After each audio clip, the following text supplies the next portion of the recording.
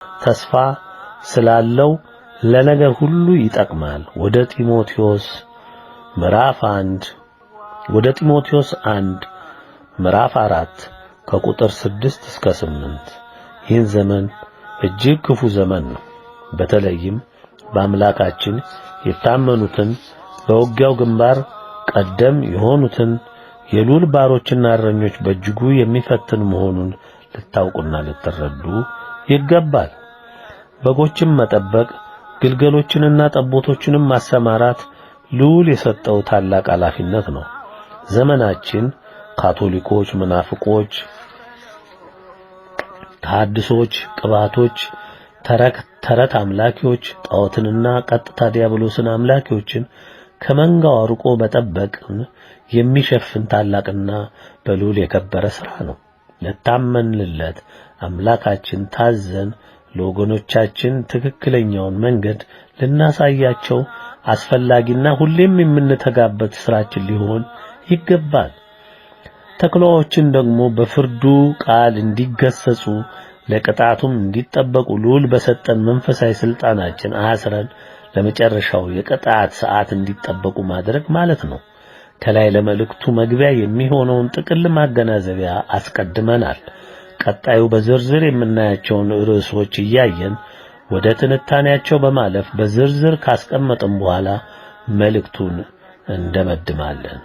የሚተነተኑ ርዕሶች 1.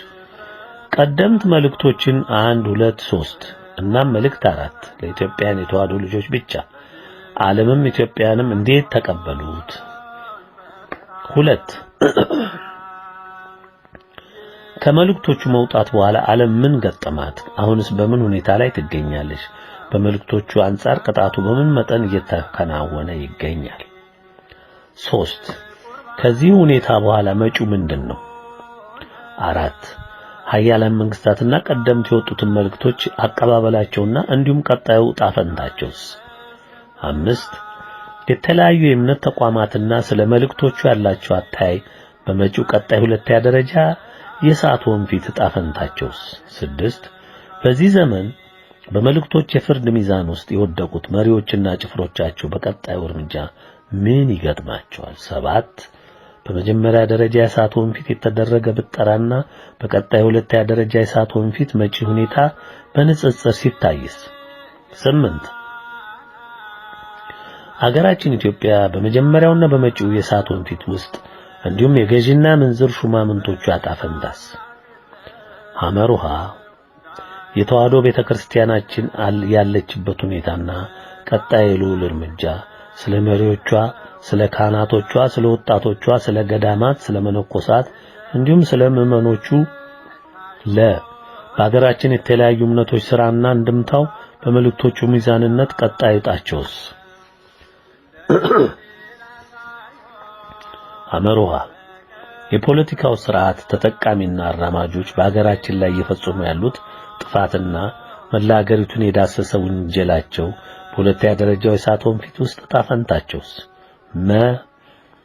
ኢትዮጵያውያን የተዋሕዶ ልጆችና በስካውን የመጡት ጎዳናና ከጽናታቸው ከልዑል አባታቸው ከእናታቸው ድንግል ከቅዱሳን የከበሩ መላእክት የሚፈስላቸው በረከትስ? 9. አውሮፓና በመልእክቶቹ አንጻር ያለፈችበትና በሁለተኛው የሰዓት ወንፊት የሚገጥማት ዕጣ? 10. ሰሜን አሜሪካና በመልእክቶቹ አንጻር ያለፈችበትና በሁለተኛው የሰዓት ወንፊት የሚገጥማት ዕጣ? 11. ኤሽያ በመልእክቶቹ አንጻር ያለፈችበትና በሁለተኛው የሰዓት ወንፊት የሚገጥማት ዕጣ? 12. አውስትራሊያ በመልእክቶቹ አንጻር ያለፈችበትና በሁለተኛው ዙር የሰዓት ወንፊት የሚገጥማት ዕጣ? 13. ደቡብ አሜሪካ በመልእክቶቹ አንጻር ያለፈችበትና በሁለተኛው ዙር የሚገጥማት የሰዓት ወንፊት? 14. አፍሪካ በመልእክቶቹ ምዘና ያለፈችበትና በመጪው ሁለተኛ ዙር የሚገጥማት የሰዓት ማበጠሪያ? 15. የስካንዲኔቪያ ሀገሮች በመልእክቶቹ አንጻር በመጪው ሁለተኛ ዙር የሚገጥማቸው የሰዓት ማበጠሪያ? 17. በተለይ ዓለምን ለመቆጣጠር በታለመ ኒኩሌር፣ ኬሚካል፣ ባዮሎጂካል፣ ኒውትሮን አልፎም በኋላ የተጠመዱ የጨረርም የኒኩሌር መሳሪያ ለታጠቁ አገሮች ዕጣ ፈንታ? 18 ስለ አባቶች፣ እናቶች፣ ስለ ወንድሞች፣ እህቶች በጥቅሉ ስለተመረጡ ባሮች አገልጋዮች ላይ የተፈጸመ ጥቃትና በዚህም ላይ ከልዑል የተሰጠ የቅጣት ውሳኔ። 19 የእምነት መርከባችን የኖህ መርከብ። 20 ትንሽ ምክር ለልዑል ባሮች። 21 በመልእክቶቹ ስርጭት ላይ ስለሚሰሩ ጥፋቶች እናም ቅጣታቸው። 22 ሺው ዘመን ምን ይላል? ምንስ እንደሚሆን ያስረዳናል። 23 ማጠቃለያ። እዚህ ላይ አረፍ እንላለን።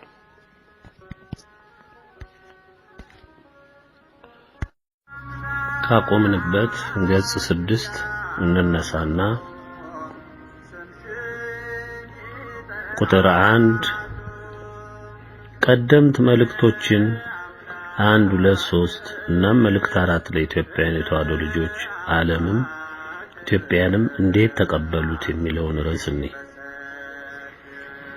ሰነፍ በልቡ እግዚአብሔር የለም ይላል። በስራቸው ጎሰቆሉ፣ ረከሱ። በጎ ነገርን የሚሰራ የለም።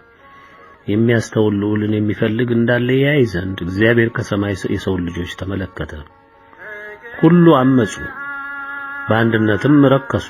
በጎ ነገርን የሚሰራ የለም፣ አንድም እንኳ የለም። ጉሮሯቸው የተከፈተ መቃብር ነው። በምላሳቸው ሸነገሉ፣ ከከንፈራቸው በታች የእባብ መርዝ አለ።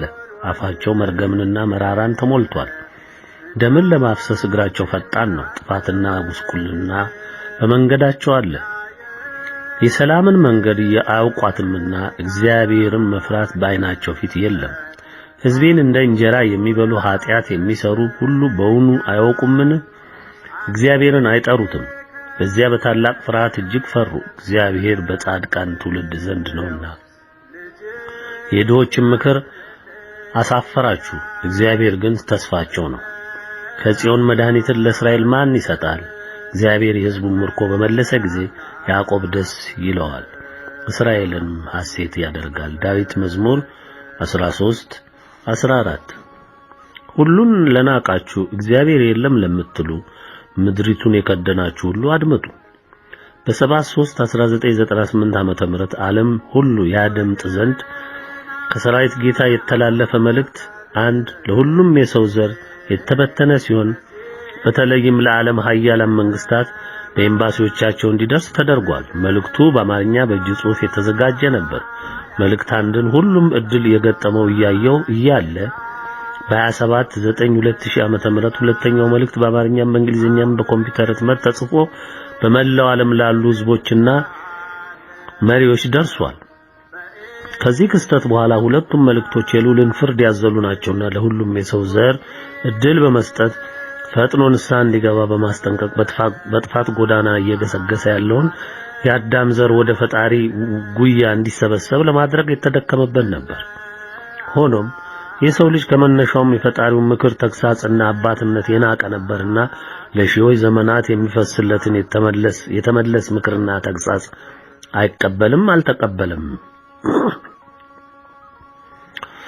ምክንያቱ ደግሞ እግዚአብሔርን ለማወቅ የሚፈልገውና የሚደክመው ዓለም ከልጅነቱ ጀምሮ ባስጨበጠችው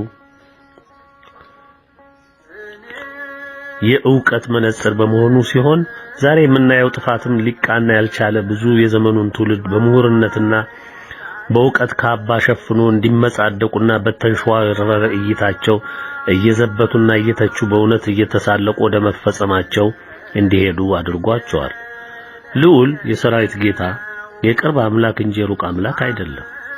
ከእውነት ቃል በመስማት እንዲያው በሞኝነት በማመን በዚያም ጸንቶ በተግባር አውሎ በተሰበረ ልብ በቅንነት ተጉዞ ለዛሬው መመረጥ ይደርስ ዘንድ ማንም አልከለከለውም ነበር። በየስርቻው የወደቁ ማንም እዚህ ግቡ የማይላቸው ለበጎው ቀን በልዑል ጸድቀው ታትመዋል። እግዚአብሔር አንድ አይደለም፣ ሁለት ከ7000 ዓመቶች በላይ ታገሰ፣ ተሸከመ፣ ወቀሰ፣ ገሰጸ፣ ቀጣ፣ ማረ። መልሶም መላልሶም የሰው ልጅ ሁሉ አመጻ በምህረት ከደነ። አያት ቅድመ አያቶቻችንን አጠፉ፣ ተጸጸቱ፣ ምህረቱን አፈሰሰላቸው። ዘመኖችን በዚሁ መልክ በምህረቱ ስፋት፣ በቸርነቱ ብዛት፣ በፍቅርነቱ ጽናት መለኪያ ባልተበጀለት ትዕግስቱ እስከዚህ ሰዓት አዘለን። ነገር ግን ማን አስተዋለ? ማንም።